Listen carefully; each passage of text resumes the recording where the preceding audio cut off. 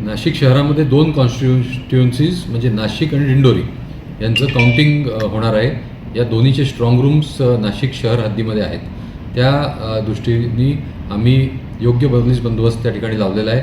3 tyre police बंदोबस्त आहे. आतलं कॉर्डन जे आहे ते CRPF, त्याच्या बाहेरचं SRPF आणि त्याच्या बाहेरचं तिसरं आउटर कॉर्डन जे आहे ते स्टेट पोलीस म्हणजे सिटी नाशिक पोलीसचं कॉर्डन आहे. त्याचबरोबर आम्ही 2 DCP, 4 ACP, 56 अधिकारी आणि साधारण 300 पोलीस अंमलदार, त्याचबरोबर 3 स्ट्रायकिंग या ठिकाणी तैनात केलेले आहेत. या ठिकाणी QRTचे फोर्सेस तैनात आहेत. या ठिकाणी bomb disposal squad, bomb checking असे स्पेशल फोर्सेस आहेत. RCPचं प्लाटून या ठिकाणी तैनात करण्यात आलेलं आहे. त्याचबरोबर शहरामध्ये सर्वत्र अलर्ट साऊंड करण्यात आलेला आहे.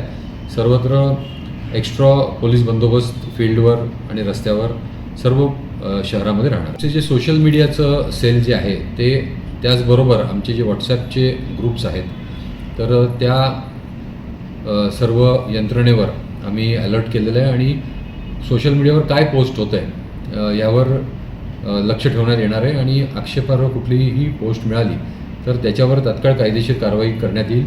नाशिक पोलिसांतर्फे सर्व नागरिकांना आव्हान आहे की अशा प्रकारची कुठलीही आक्षेपार्ह पोस्ट किंवा अफवा एखादी जर पसरली किंवा कोण पसरवत असेल तर ते तात्काळ पोलिसांच्या आपण निदर्शनास आणून द्यावं.